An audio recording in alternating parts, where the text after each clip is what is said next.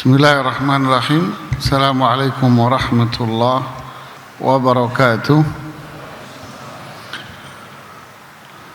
Alhamdulillah ala ihsani wa syukru ala taufiqihi wa amtinani. Salatu wassalamu ala rasulillah wa ala alihi wa sahbihi wa ba'd.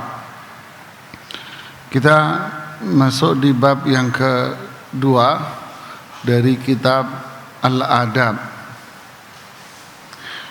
Bab yang kedua di Kitabul Adab atau bab yang ke-85 yaitu babu hifdhis sir, bab menjaga kerahasiaan.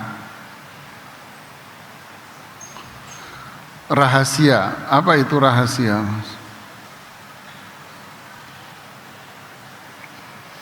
Rahasia itu lawannya adalah i'lan, mengumumkannya, memberitahukannya kepada khalayak ramai. Ya. Makanya kerap kali itu digabung jadi satu di dalam Al-Quran. Seperti di surat Al-Baqarah Allah bilang, wa annallaha ya'lamu ma yusirruna wa ma yu'linun. Sungguh Allah mengetahui ma yusirrun, apa yang sir, apa yang dirahasiakan, wa ma yu'linun, dan apa yang mereka terang-terangan lakukan secara terang-terangan, diumumkan, diberitahukan ke khalayak ramai atau melakukannya secara terang-terangan. Ya. Dan banyak ayat yang lain juga, ya'lamu ma yusirruna wa ma yu'linun. Jadi al-i'lan itu artinya mengumumkan atau memberitahukan kepada orang lain. Atau maknanya yang kedua, melakukan sesuatu secara terang-terangan di depan orang banyak, agar orang-orang itu tahu apa yang dia perbuat. Jadi bisa juga diumumkan, bisa juga yang kedua dilakukan perbuatan di depan orang banyak. Bahasa umumnya kita dipublikasikan, ya, baik ucapan maupun perbuatan. Ya, kalau ucapan dicerita dia, kalau perbuatan dia melakukan di depan orang lain agar semua orang tahu. Itu namanya i'lan. Nah, lawannya itulah namanya rahasia. Ya. Lawannya itulah namanya apa? Rahasia. Jadi rahasia itu apa? Disembunyikan, ya, menyembunyikan sesuatu, itu rahasia namanya. Menyembunyikan sesuatu. Berarti yang dimaksud menyembunyikan sesuatu itu apa? Berarti mulutnya dia tidak cerita-cerita kepada semua, tidak cerita-cerita kepada yang lain. Dia enggak cerita-cerita kepada yang lain. Perbuatannya, dia tidak melakukan perbuatan yang menunjukkan dia itu membuka rahasia itu. Makanya para ulama mengatakan seperti Imam Raghib Al-Asfahani, sir itu adalah sesuatu yang disembunyikan. Ya. Makanya di dalam sholat itu ada bacaan sir, ada bacaan yang jahar. Bacaan sir itu apa? Suaranya disembunyikan sampai orang di sebelahnya pun nggak dengar. Jadi dia saja yang tahu. Nah, itu namanya sir. Kalau yang jahar, nah bacaannya dikeraskan sehingga semua orang tahu. Jadi kalau ada orang yang mau membaca sir basmalah, basmalahnya disirkan dalam sholat yang dikeraskan. Ada orang suka membacanya gini, Bismillahirrahmanirrahim. Bener gak? Nah itu sudah gak sir lagi Pak. Itu jadi jahar itu. Kenapa? Karena semua orang dengar. Kalau mau sir, ya benar-benar Anda sembunyikan gitu ya. Nah, inilah makna atau deskripsi dari kata asir. Faham? Sesuatu yang disembunyikan, baik ucapan maupun perbuatan. Ini penting, ini fahami ini dulu nih, ya, karena nanti akan jadi bias, jadi rusak nanti pemahamannya. Jadi sir itu sesuatu yang memang disembunyiin, benar-benar sembunyi gitu ya. Apa itu? Mulut tidak pernah ngomong, dan mampet mulutnya di situ, dia nggak ngomong. Perbuatannya dia juga tidak melakukan satu perbuatan yang menunjukkan bahwa dia ini membuka rahasia itu gitu loh. Paham tidak? Paham? Nah, ini namanya sir rahasia. Berarti yang tahu ya Allah, kemudian dia, sudah cukup, sudah. Jangan sampai yang lain. Nih Mas, rahasia loh Mas ya, jangan cerita kepada orang lain. Saya nggak cerita kok kepada siapapun, saya cuma cerita sama ibu saya. Waduh, ya repot Mas, ya bukan rahasia lagi itu. Oke, nanti kita pertajam dari ayat-ayat yang dijelaskan oleh Imam Nawawi di sini. Ayat yang pertama di sini, dalil yang pertama adalah surat Al-Isra ayat 34.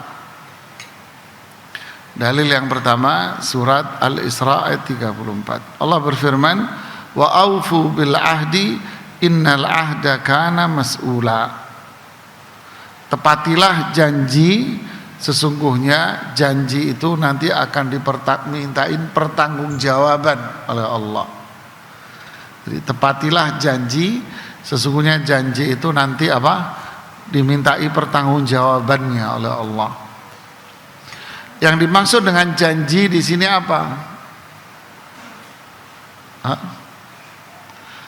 Para ulama tafsir mengatakan ayat ini seperti Imam Ibnul Jauzi mengatakan ayat ini bersifat umum.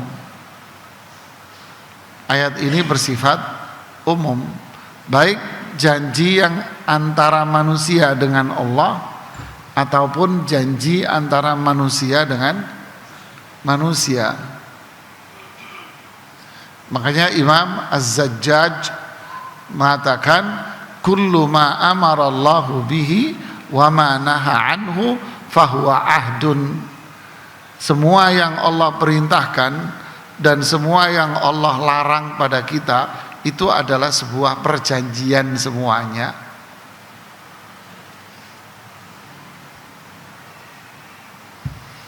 Paham? Semua yang Allah perintahkan kepada kita, semua yang Allah larangkan, yang Allah larang atas diri kita semua, ini semua adalah perjanjian kita dengan Allah. Jadi ini umum sifatnya. Jadi perintah, larangan, halal, haram, wajib, haram, semua ini adalah apa? Janji kita sama Allah. Makanya nanti di akhirat ada hari yang namanya hari apa? Hisab. Nanti akan dimintain pertanggungjawabannya semua. Nah, apa yang Allah perintahkan dan apa yang Allah larang ini juga bisa jadi kaitannya dengan sesama manusia. Bisa juga berkaitan dengan Allah, bisa berkaitan dengan sesama manusia. Di antara perkara yang berkaitan dengan sesama manusia itu adalah apa? Menjaga sesuatu yang menjadi privasi seseorang, menjaga rahasianya dia. Nah, itu kewajiban kita terhadap sesama, Mas. Menjaga kerahasiaan seseorang itu berarti bagian dari kewajiban kita terhadap sesama. Berarti itu juga adalah perjanjian kita dengan sesama untuk menjaga kerahasiaan dia. Paham? Jadi menjaga rahasia itu perintah Allah di dalam Al-Quran juga. Hendaknya kalian menjaga kerahasiaan di antara kalian, karena itu adalah janji. Jadi setiap orang pasti akan janji, ini rahasia jangan diceritain ya. Oh iya. Tapi nanti dia cerita kemana-mana. Ya. Jadi ini perintah Allah kepada kita. Kemudian hadisnya adalah hadis Abu Sa'id Al-Khudri radhiyallahu taala anhu berkata, Rasulullah SAW bersabda, "Inna min asyarrin nasi 'indallahi manzilatan yaumal qiyamah ar-rajula yufdi ila al-mar'ati wa tufdi ilaihi thumma yanshuru sirraha." Rawahu Muslim. Sungguh di antara manusia yang paling jahat di sisi Allah kedudukannya pada hari kiamat kelak adalah seorang suami yang, mohon maaf, menggauli istrinya, kemudian si istri juga bergaul dengan suaminya, lalu dia menceritakan rahasianya. Ya, berarti ini berkaitan dengan apa? Suami istri. Suami istri, dia melakukan apa yang menjadi hak dari keduanya, ya. Lalu setelah itu dia menceritakan apa yang menjadi rahasia keduanya kepada orang lain. Rasulullah SAW mengatakan ini adalah manusia yang paling buruk kedudukannya di sisi Allah. Artinya apa? Ini adalah ancaman, ini adalah azab yang Allah berikan kepada mereka, yaitu suami istri yang suka menceritakan aib pasangannya kepada orang lain. Ini menunjukkan bahwa perbuatan itu hukumnya haram, bahkan menunjukkan ini perbuatan dosa besar. Tahu dari mana kalau ini dosa besar? Karena ada ancaman, inna min syarrin nasi manzilatan, inna min syarrin nasi indallahi manzilatan yaumal qiyamah. Manusia yang paling buruk kedudukannya di sisi Allah pada hari kiamat. Berarti ini ancaman, itu azab yang menunjukkan bahwa membuka rahasia keduanya adalah dosa besar. Ya, ingat makna rahasia tadi, ya, sesuatu yang harus disembunyikan, ditutup mulutnya, nggak usah cerita, dan tidak menunjukkan perbuatannya, perbuatan buruknya di depan orang lain. Kalau mungkin menceritakan, Anda faham maksudnya. Seperti ketika dia ada konflik, setiap keluarga pasti ada konflik, setiap keluarga pasti ada masalah. Ya, tidak ada keluarga yang tanpa masalah, itu tidak ada. Kalau ada orang bicara, alhamdulillah saya menikah tidak pernah ada masalah. Kebanyakan nonton film India dia, Mas.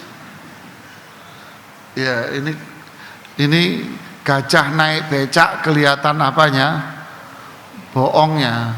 Nggak mungkin suami istri menikah nggak mungkin tanpa keributan, nggak mungkin. Pasti ada keributan. Ya, pasti itu ada keributan. Dan masing-masing pasti akan mengetahui kelemahan, kekurangan, aib masing-masing.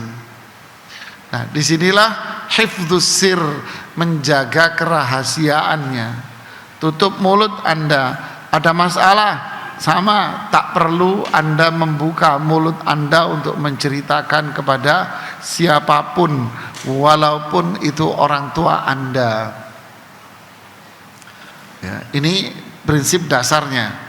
Prinsip dasarnya, tidak boleh Anda menceritakan kepada siapapun walaupun orang tua Anda, tidak boleh. Apalagi kepada teman, dengan dalih ini teman dekat, curhat sama teman, ini adalah manusia yang paling buruk, manusia yang paling jelek. Kalau Anda punya teman yang suka curhat tentang aib keluarganya, tinggalkan dia. Tinggalkan dia. Kenapa? Suaminya atau istrinya saja diceritakan aibnya di depan Anda, apalagi Anda. Bawa toa dia di masjid, di jalanan akhirnya nanti. Apalagi Anda akan dibongkar aib Anda nanti sama dia. Faham? Ya, ini mulut.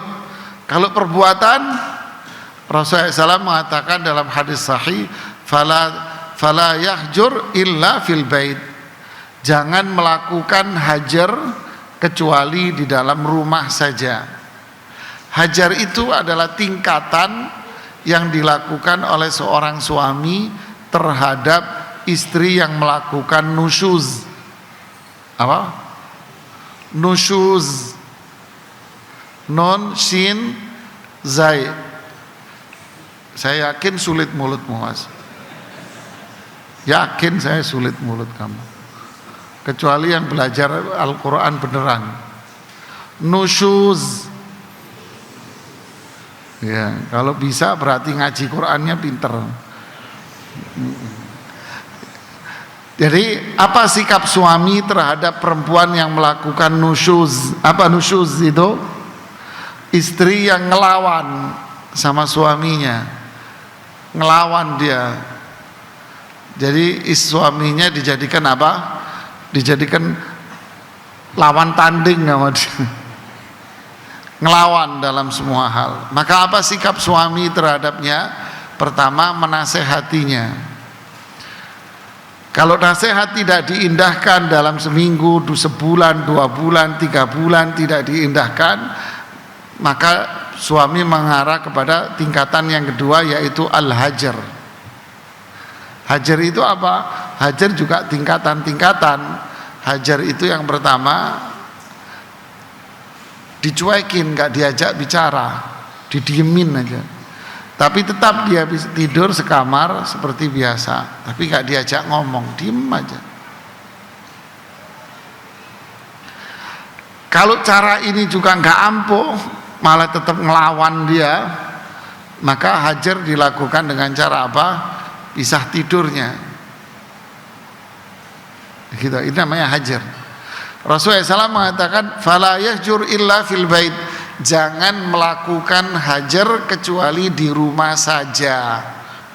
Jadi dicuekin, gak diajak ngomong dan sebagainya, itu di rumah toh. Artinya apa? Kalau Anda keluar berdua, jangan ditunjukkan kalau Anda jadi smackdown berdua. Ya, kalau di luar jangan ditunjukkan kalau Anda berantem. Kalau di luar tunjukkan kalau Anda suami istri yang romantis, baik, nggak ada apa-apa. Ini namanya menjaga kerahasiaan. Faham? Ya.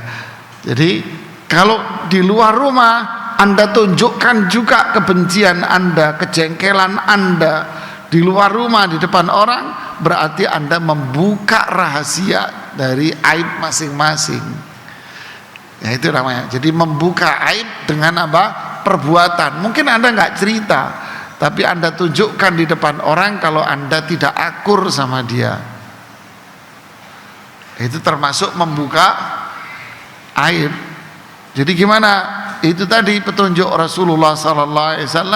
Jangan lakukan hajar kecuali hanya di dalam rumah saja. Nah, inilah. Ini di fenomena yang sekarang ini sudah mulai jarang seseorang melakukannya. Ya, ini jarang orang melakukannya. Kenapa? Karena banyak orang sekarang kalau ada masalah dia jadi apa? Jadi sales. Boleh, silakan, ngelihat doang gitu ya. Jadi sales dia, jadi marketing, jadi IO dia. Ya, cerita di sana, cerita di sini dengan dalih curhat. Nah, kalau ada orang seperti itu, ini adalah manusia paling jahat, ini manusia paling buruk. Ya. Terutama perempuan, hati-hati perempuan. Laki-laki iya, tapi yang lebih lagi dahsyat perempuan. Kenapa? Karena perempuan nggak bisa diem mulutnya. Ya, perempuan mulutnya 10. Mohon maaf ibu-ibu ya, hati-hati, hati-hati. Ya, jaga ini.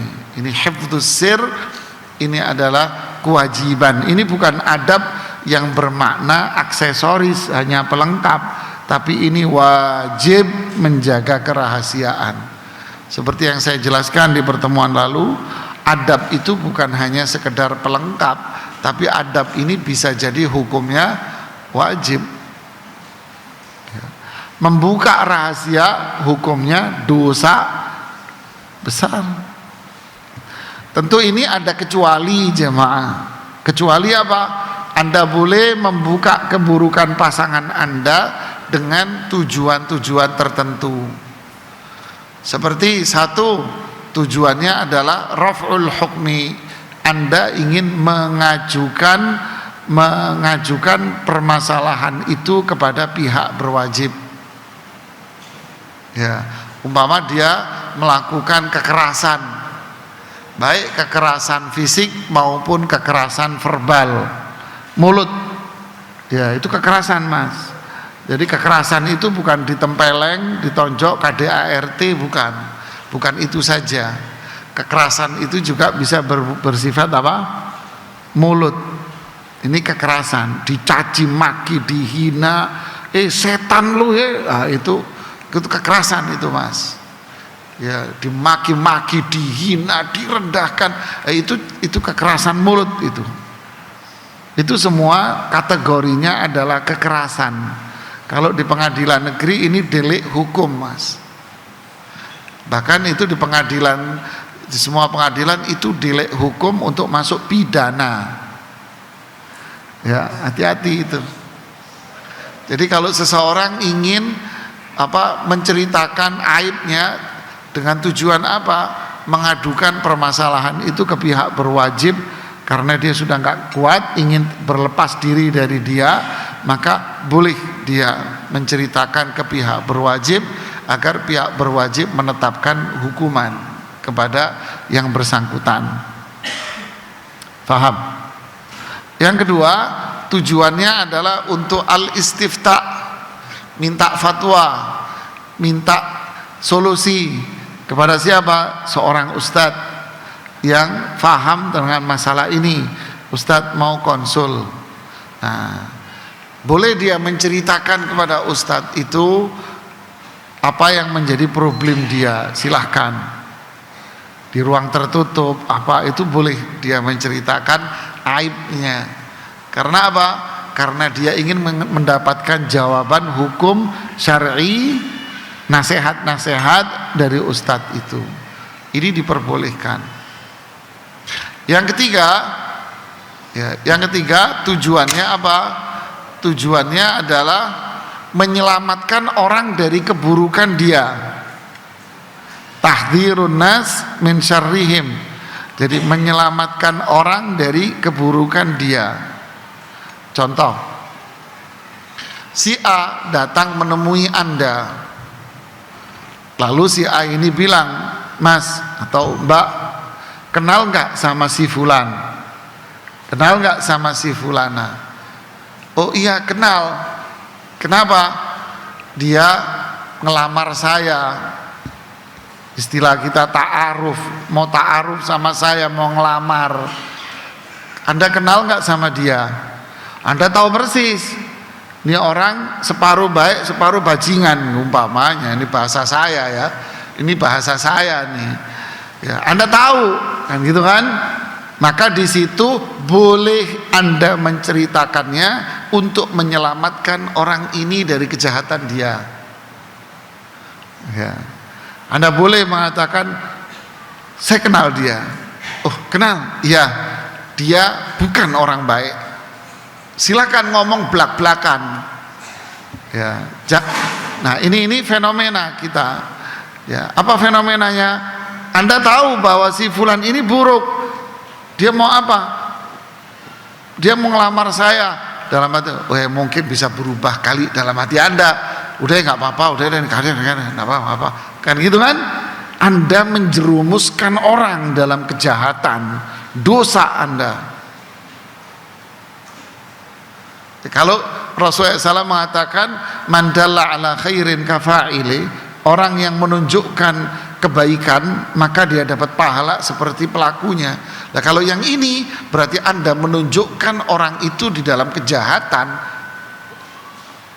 jadi bahaya. Anda tidak boleh katakan apa adanya. Kalau menurut saya jangan, ini orang ini jahat, dia punya watak-watak buruk, dia wataknya begini gitu.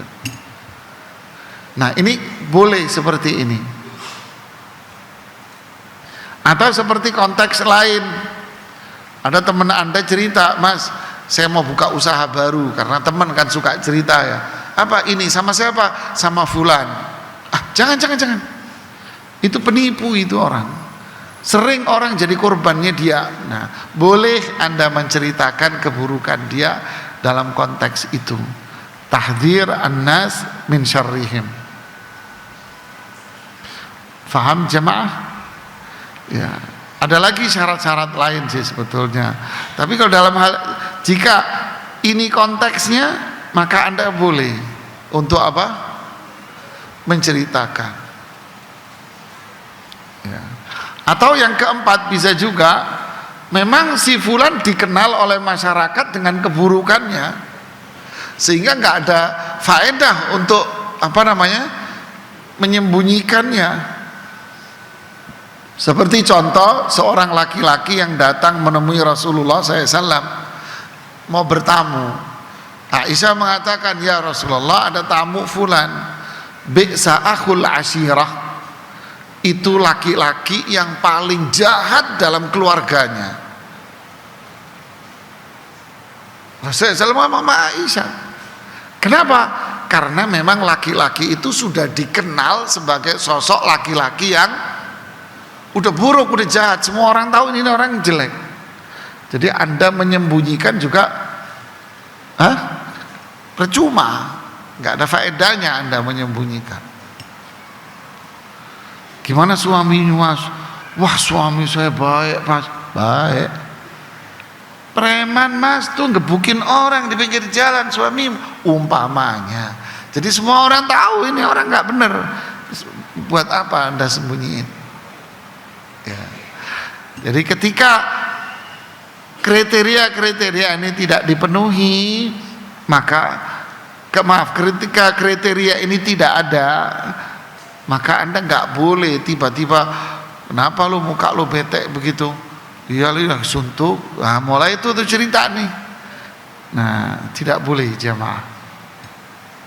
Apalagi kita akan berlagak sebagai sok pahlawan. Apa itu ngerasa teman akrab? Kenapa lu? Masalah lagi lah sama suamimu ya. Perempuan ini biasanya nih. Ini kan perempuan nih. Kenapa? Lagi masalah lagi ya sama suamimu ya? Iya, emang sih. Nah, ada apa sih? Ada apa sih? Ya, cewek mulut 10. Udah ceritain, didengerin, khusyuk, seneng, jadi kompor terus dia itu. Ngompor nih ya, habis itu sok jadi pahlawan. Tak tanya ini ya ke Ustadz ya, anak punya nih nomor teleponnya Ustadz Nizar nih. Ustadz, saya punya teman, dia ada masalah sama suaminya. Saya paling mangkel kalau ada orang begini jemaah. Bener. Saya selalu nanya, Mas, Mbak, Anda ini siapa? Yang punya masalah ini siapa? Anda sendiri atau orang lain? Teman saya. Jangan ikut campur kamu. Saya gituin. Maaf Ustadz, maaf Ustadz. Berarti dia aja yang suruh telepon. Kenapa nggak dari tadi? Kepo. Ya laki perempuan, cuman yang paling banyak itu ini perempuan ini. Mohon maaf ibu-ibu ya. Penyakitnya memang karena doyan ngomong sih. Ya mohon maaf ibu-ibu, jangan sakit hati Bu. Enggak, alhamdulillah saya senang Bu. Jadi pada hukum aslinya tidak boleh sama sekali. Haram, dosa besar. Kecuali dalam kondisi tadi Anda sudah tidak kuat lagi dengan suamimu, Anda sudah tidak bisa menyelesaikan lagi dengan diri Anda sendiri berdua, udah tak mampu, barulah Anda boleh menceritakan kepada orang yang Anda yakini bahwa dia bisa bantu Anda menyelesaikan masalah ini. Atau bolehlah Anda ingin ke pengadilan atau kepolisian ingin mengajukan gugatan, atau Anda menemui sosok pengacara yang Anda harapkan dia pengacara ini membantu Anda menyelesaikan.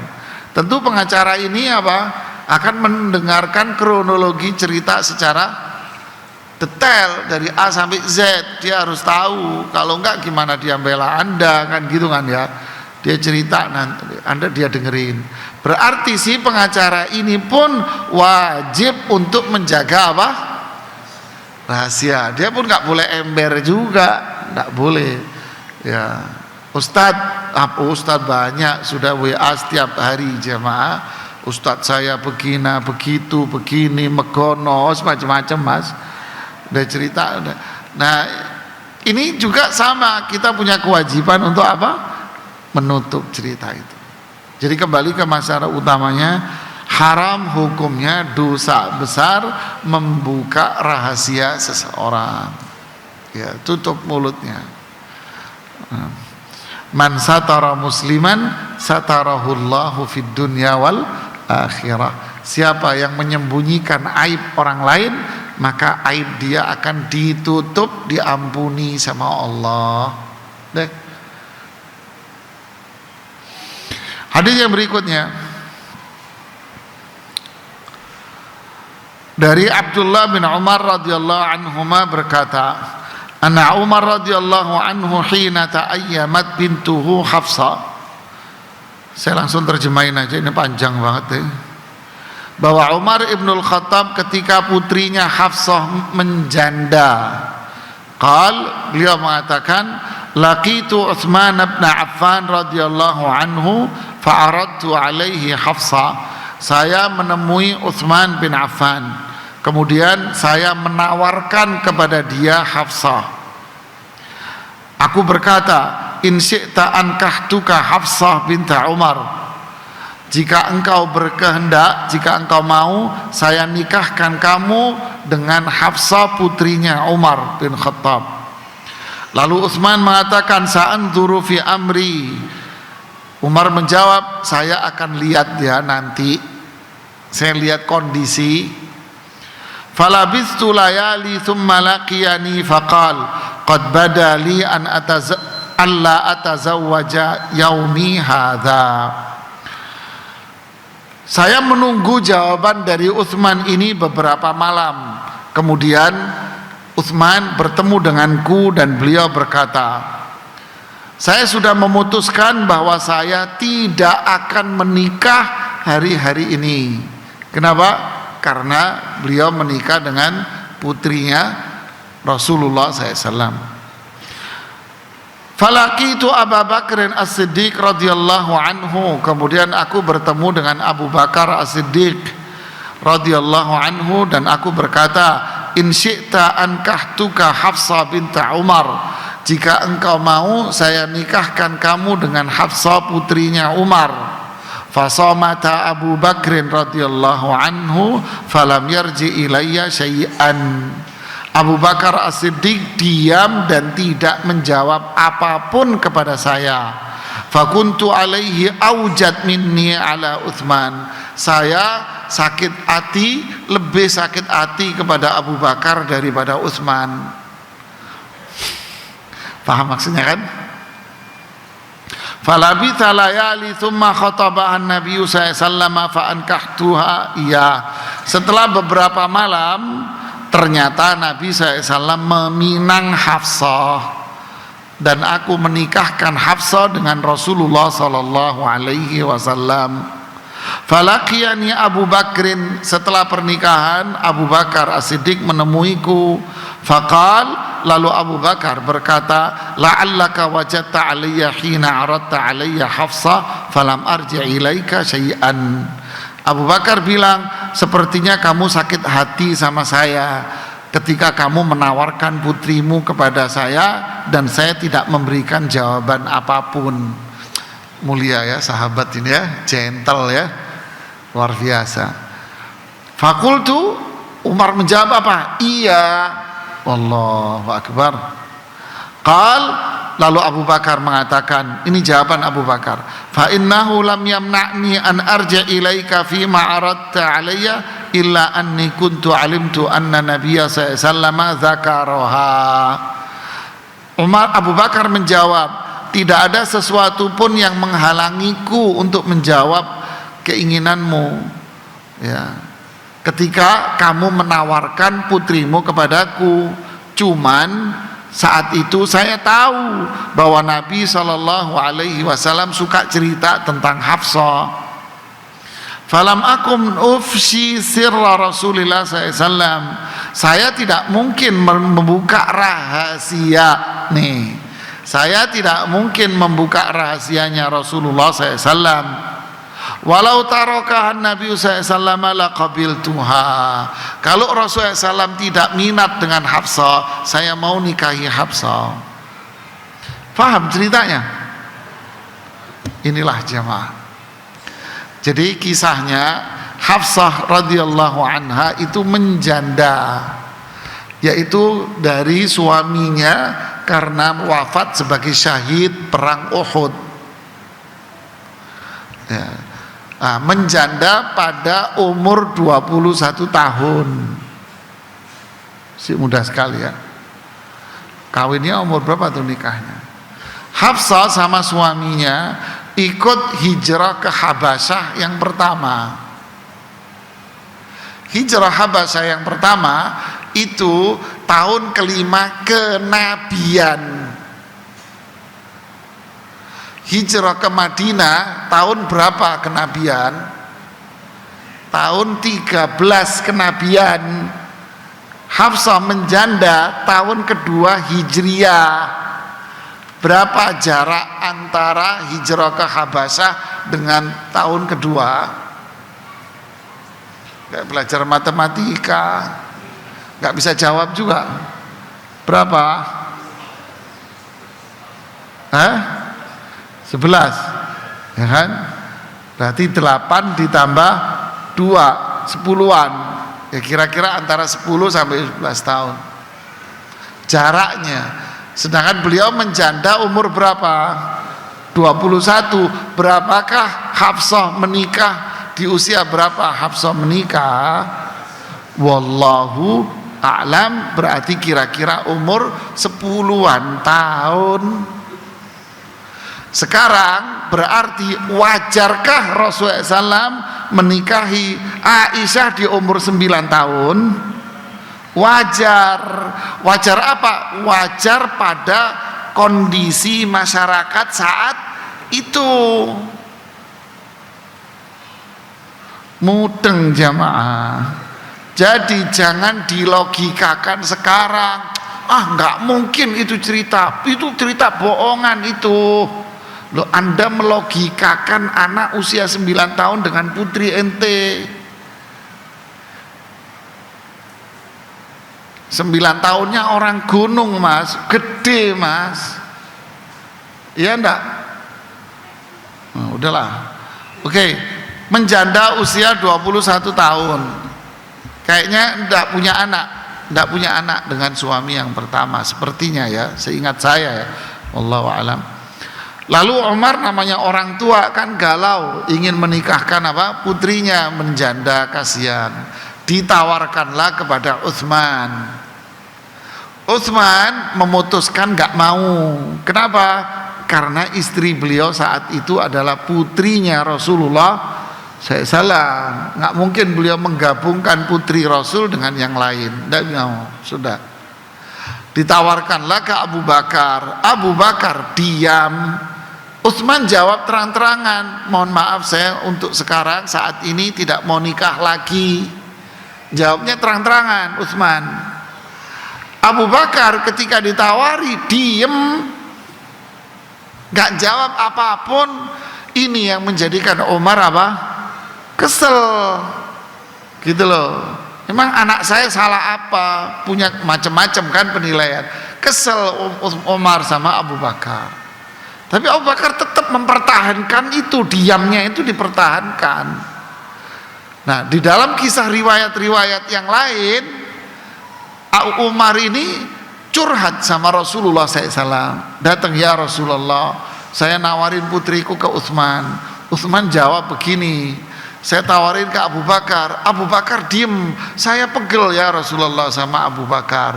Rasulullah SAW senyum aja beliau. Setelah itu baru beliau ngomong, wahai Umar, saya yang berminat dengan putrimu. Saya melamar putrimu. Menikahlah Rasulullah SAW dengan Hafsah. Setelah menikah, baru Abu Bakar ngomong, wahai Umar, mungkin kamu sakit hati sama saya karena saya nggak jawab apa-apa. Maaf ya, gitu ya. Umar jawab, iya. Iya, waktu itu saya diam. Kenapa saya diam atas tawaranmu? Karena saya tahu persis Rasulullah SAW suka cerita tentang Hafsah, suka nyebut-nyebut nama Hafsah. Saya tahu Rasulullah SAW senang sama Hafsah, dan saya diam, itu rahasianya beliau.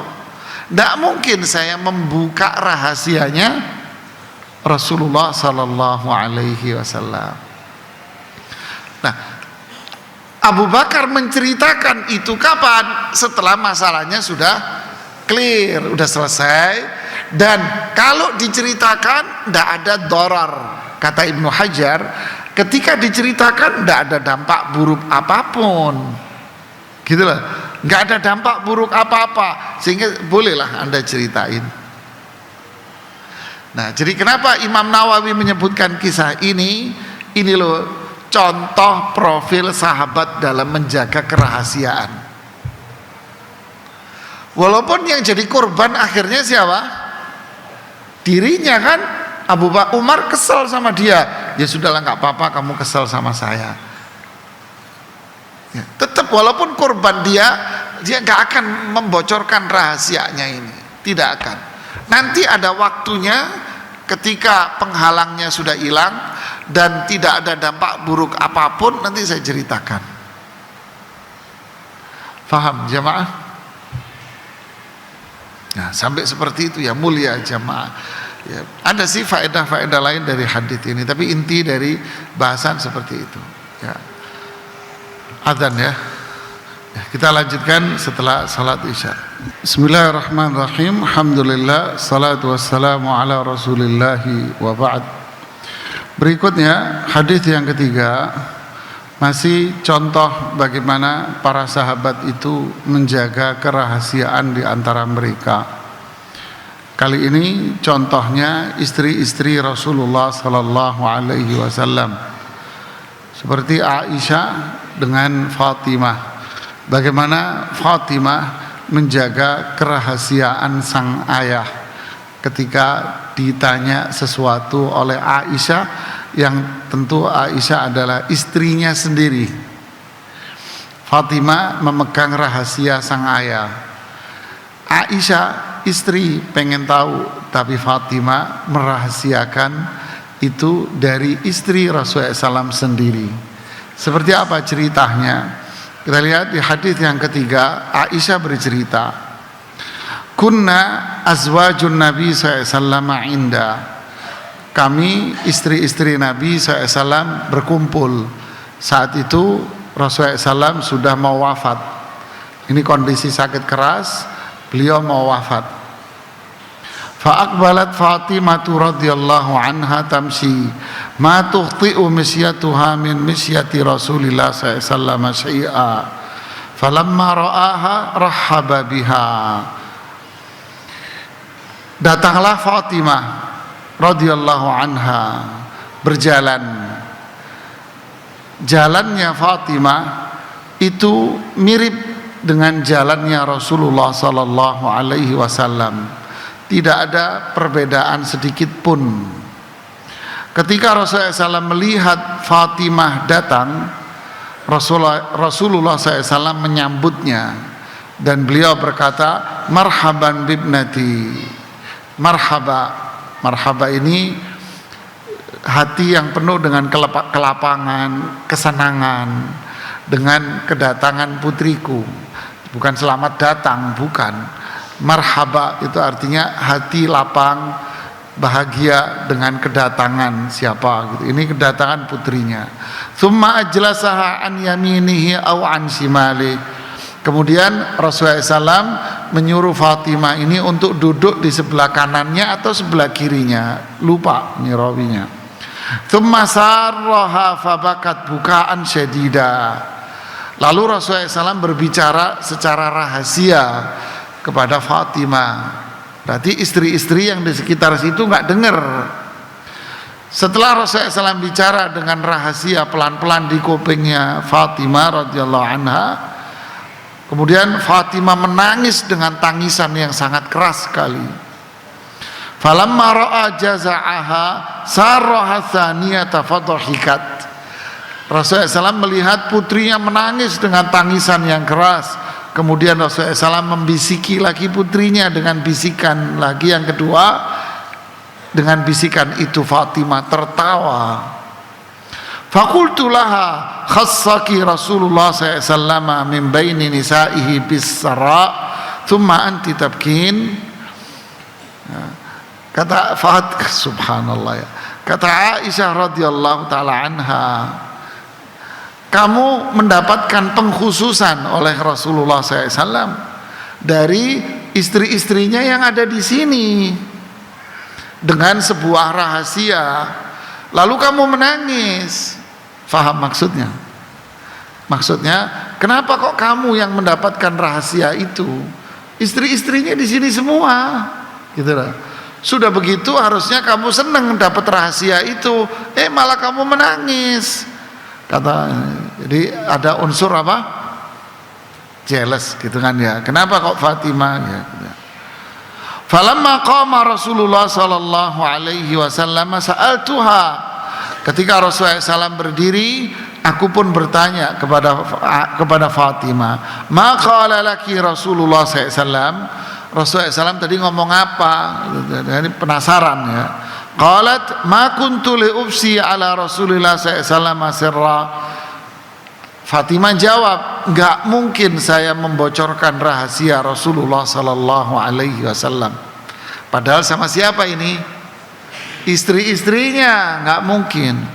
Falamma tufiya Rasulullah sallallahu qultu, ketika Rasulullah SAW sudah wafat, aku bertanya kembali.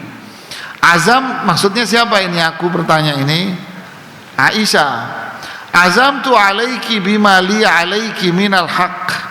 Saya sudah niat atas dirimu apa yang menjadi hak saya, yaitu istri, atas kamu. Lamma haddatsini ma qala laki Rasulullah SAW. Lamma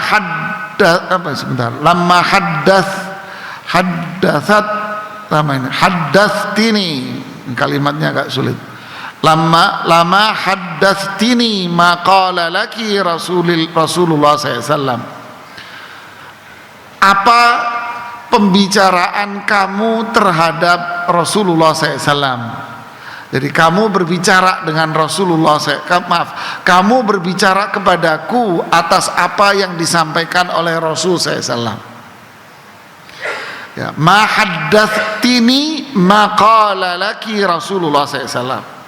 Ini kalau nggak tahu susunan kalimatnya berantakan ini. Ma haddatsini, kamu berbicara kepadaku, maksudnya kamu ini siapa? Fatimah, kamu berbicara kepadaku atas sesuatu yang disampaikan Rasul SAW kepadamu. Faham? Hah? Waktu itu kamu bilang sama saya bahwa kamu tidak mungkin membocorkan rahasia Rasulullah SAW. Waktu itu, waktu Rasulullah SAW hidup. Sekarang kamu menceritakan kepadaku apa yang Rasulullah SAW bicarakan sama kamu sekarang. Faham? Kenapa? Karena Rasulullah SAW sudah wafat. Faqalat ammal ana fana'am. Kalau sekarang, iya saya tak ceritain apa yang diomongin. min hin sarani fil marra ula, pada bisik-bisik yang pertama. Fa akhbarani anna Jibril kana yu'ariduhul Qur'ana fi kulli sana marrataini aw marratain wa annahu aradahu al-ana marratain wa inni la ural ajala illa qad iqtarab fattaqillaha wasbiri. Ini yang diomongin Rasulullah SAW. Beliau bilang bahwa Jibril itu menunjukkan kepadaku Al-Quran setiap tahun, bacain urutan Quran. Setiap tahun diurutin Quran sama Jibril kepadaku. Sekali, terkadang 2 kali. Tapi kali ini, tahun ini Jibril datang kepadaku 2 kali untuk bacain Quran secara urut sama saya. Saya melihat bahwa inilah ajal saya, sebentar lagi saya mau wafat. Fattaqillaha wasbiri, bertakwalah kamu kepada Allah wahai putriku Fatimah, sabar ya, sabar. Fa innahu ni'mas salaful ana laki, sebaik-baik salaf pendahulu saya adalah kamu. Lihat, ini penggunaan kata salaf. Ni'mas salafu ana laki, sebaik-baik salaf orang-orang sebelum saya, orang dulu. Salaf itu kan sebelum. Sebaik-baik orang yang lalu itu bagi saya adalah kamu. Gitu. Maksudnya apa? Kamu orang yang terbaik, putriku yang paling baik gitu. Perempuan yang paling baik gitu.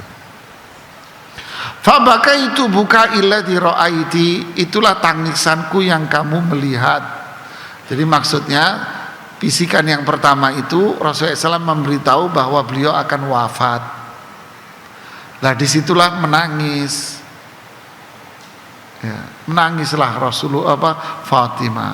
Ketika dibisiki yang kedua, isinya adalah ya Fatimah, ama tardina antakuni sayyidata nisa'il mu'minin au sayyidata nisa'i hadhil ummah. Bisikan yang kedua isinya, wahai Fatimah, maukah kamu menjadi pemimpin kaum wanita di surga? Subhanallah. Fadhahiktu dhahikil ladzi ra'aiti, itulah tertawa yang ketawaku kamu lihat. Jadi ini kisah ringkas yang diriwayatkan oleh Bukhari Muslim dengan redaksi dari Imam Muslim, kisah sebelum wafatnya Rasulullah SAW. Tentu ini faedahnya cukup banyak sekali, tapi inti dari bahasan kita apa?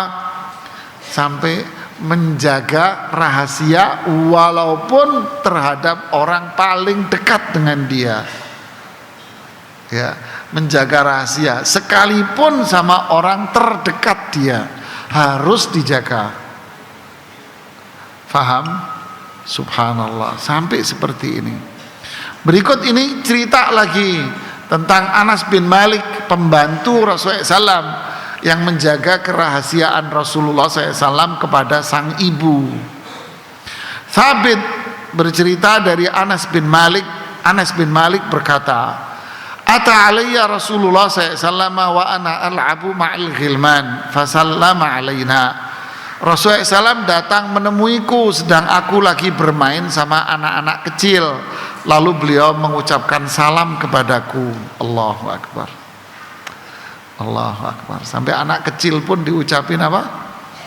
Allahu Akbar. Faba'athani fi hajatin, lalu Rasulullah SAW menyuruhku untuk satu keperluan, dirahasiakan, fi hajatin, untuk satu keperluan. Apa itu? Dirahasiakan. Fa'abta'tu ala ummi, yang menjadikan itu aku telat untuk bertemu dengan ibuku, yaitu Ummu Sulaim, ibunya. Falamma jitu, ketika aku menemui ibuku Ummu Sulaim, qalat, ibuku berkata, mahabasaka, apa yang membuatmu terlambat? Ya, apa yang bikin kamu telat ini apa?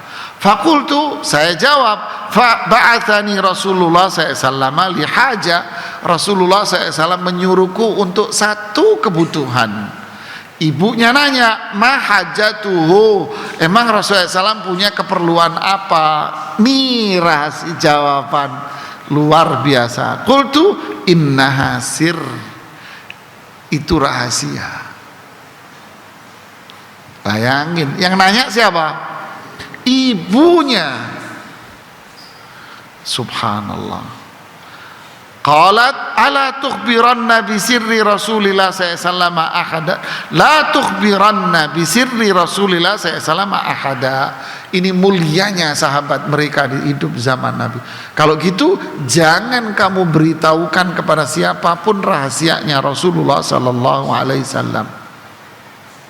Anas berkomentar, wallahi lau haddatstu bihi ahadan la haddatstuka bihi ya Thabit.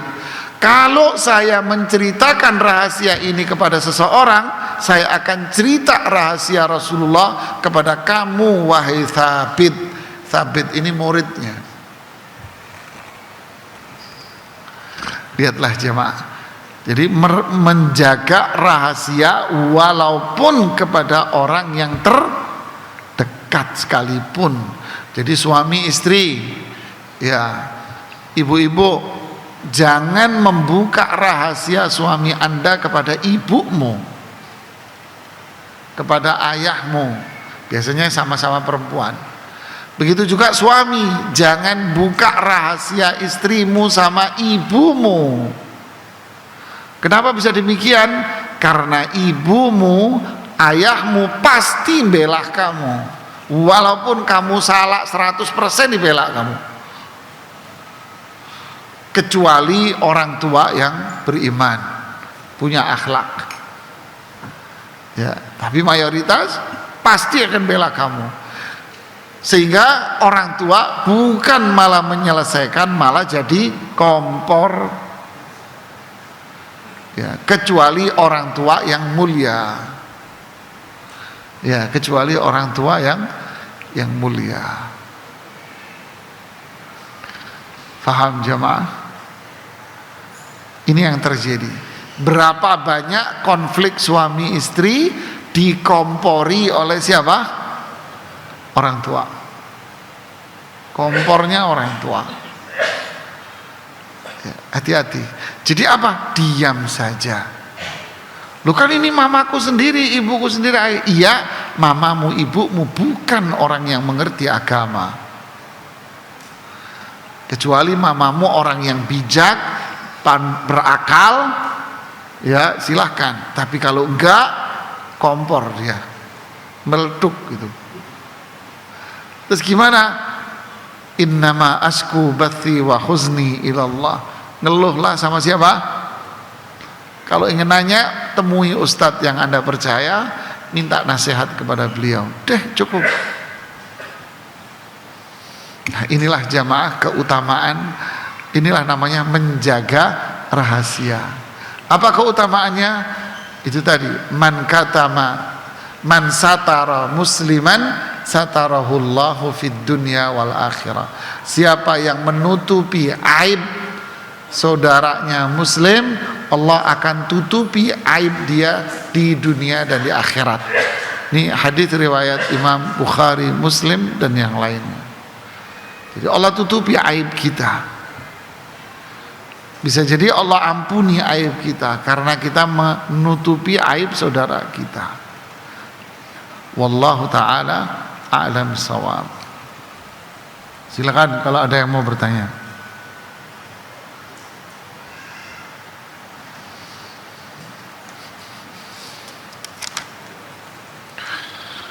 Ada pertanyaan di sini? Saya seorang duda yang sudah sangat ingin sekali menikah. Tapi qadarullah setelah bertahun-tahun saya merintis usaha dan berdoa pagi siang malam, Allah belum juga menunjukkan saya belum juga memajukan saya secara ekonomi untuk bisa mempunyai istri lagi. Saat ini saya hanya mampu membiayai hidup saya dan anak saya sendiri. Saya juga sudah memperbanyak ibadah puasa.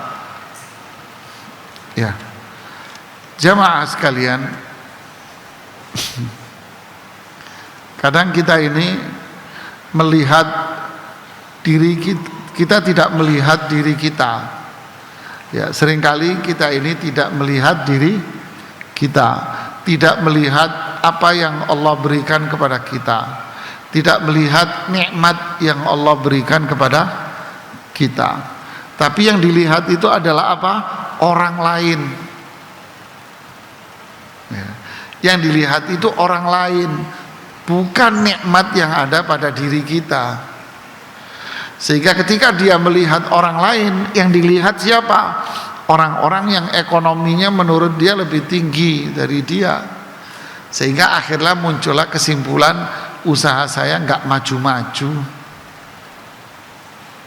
Kenapa? Karena yang dilihat oleh dia itu siapa? Orang lain. Sehingga muncullah seperti itu. Nah, sikap seperti ini tentu salah. Rasulullah SAW mengatakan, unduru ila man huwa asfal minkum. Mas, jangan melihat orang yang kaya, lihat orang yang di bawah kamu. Yang di bawah kamu ini masih jutaan orang, mas. Kenapa Rasulullah SAW menyuruh begitu? Agar melahirkan pada jiwa kita syukur, qanaah, dan sabar. Syukur atas nikmat yang Allah berikan kepada Anda, dan masih banyak orang lain yang lebih kurang dari Anda. Kemudian melahirkan apa? Sabar. Kalau muncul hal yang buruk, musibah, sabar, jangan berbuat maksiat, jangan mengeluh. Nah, itu. Kalau kita melihat orang lain yang lebih kaya, maka hancur kita. Akhirnya apa? Tidak mensyukuri apa yang Allah berikan kepada dia. Tidak syukurnya dia menjadikan apa yang Allah berikan kepada dia tidak ada kebaikan. Yang kedua, menjadikan dia tidak sabar. Apa itu? Ngeluh. Ini ngeluh. Saya sudah usaha nih, ngeluh Anda. Akhirnya apa? Akhirnya apa yang Allah berikan kepada Anda bukan nikmat, tapi nikmah, bencana. Ibnu Qayyim mengatakan, ma uzilat nikmatun illa bisyu'mil maksiyah. Nikmat ini akan hilang gara-gara apa? Maksiat kamu tidak syukur, kemudian kamu nggak sabar. Ya. Makanya jangan melihat yang di atas Anda, lihat yang lain. Banyak, mas, yang di bawah Anda. Ya. Mereka yang menikah dengan kondisi ekonomi yang di bawah Anda banyak. Ada satu orang jamaah kajian kita menikah, istrinya, anaknya banyak. Dia cerita, kalau makan, Ustadz, kita cukup satu telur, cukup satu butir telur, kita dadar, kita potong-potong, udah cukup, kita makan itu rame-rame, alhamdulillah kenyang. Ada lagi, mas, saya bilang alhamdulillah pak Anda makan telur. Saya melihat ada satu orang pesantren dan banyak orang-orang, dia makan telur paling setahun sekali. Setiap hari makannya apa? Sayur bening aja, cukup deh. Tempe, sayur bening. Ini makanan dia setiap hari berbulan-bulan. Malah ada pesantren yang seperti ini makannya, mas. Sayur bening itu. Kemudian kadang ada tempe, kadang nggak pakai tempe. Sudah itu aja makan. Dan banyak orang yang makan seperti ini. Coba lihat bapak-bapak yang jadi tukang bangunan, makanannya apa? Nasi putih cukup dengan sayur bening yang dia makan. Dia sehat, badan seger. Jadi apa? Jangan Anda melihat orang yang di atasmu. Lihat yang di bawah ini banyak. Sehingga kita bersyukur, sabar. Kalau kita syukur dan sabar, apa yang kita peroleh jadi apa? Berkah. Berkah itu apa? Dipenuhi dengan kebaikan. Ya, coba aja bayangin, Ada orang yang saya tahu persis Mas, saya tahu persis dia. Ya, kebetulan dia driver di penerbitan saya itu. Dia bilang gajinya berapa Anda tahu Mas? Gajinya 2 juta, 2,5 juta. Anaknya 3, rumahnya di Bogor sana Mas.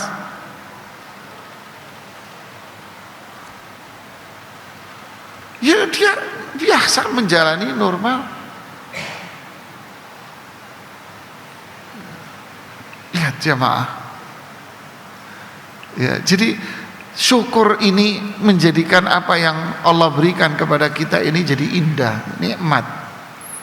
Ya, sabar, tidak maksiat, tidak ngeluh dan maksiat, maka apa yang Allah berikan kepada kita jadi bertambah kebaikannya.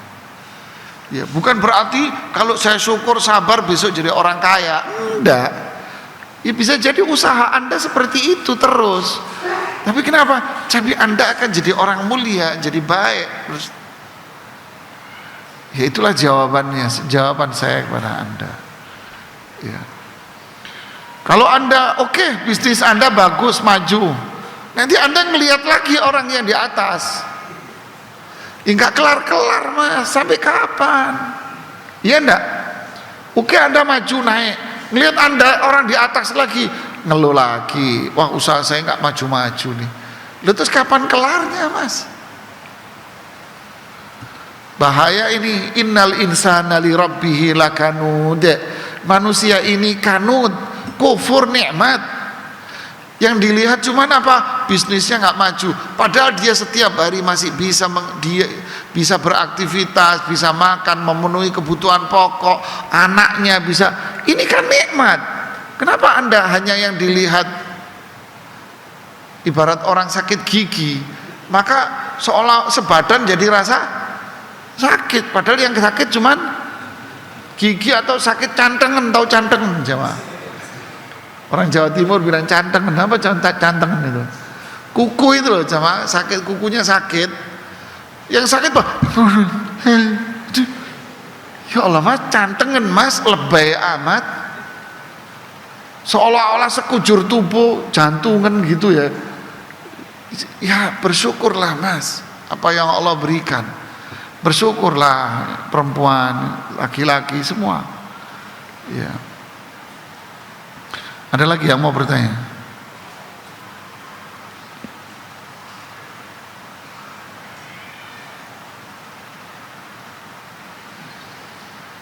Gak ada yang nanya? Alhamdulillah. Ya, kalau nggak ada kita tutup. Subhanakallahumma bihamdik, asyhadu an la ilaha illa anta, astaghfiruka wa atubu ilaik. Assalamualaikum warahmatullahi wabarakatuh.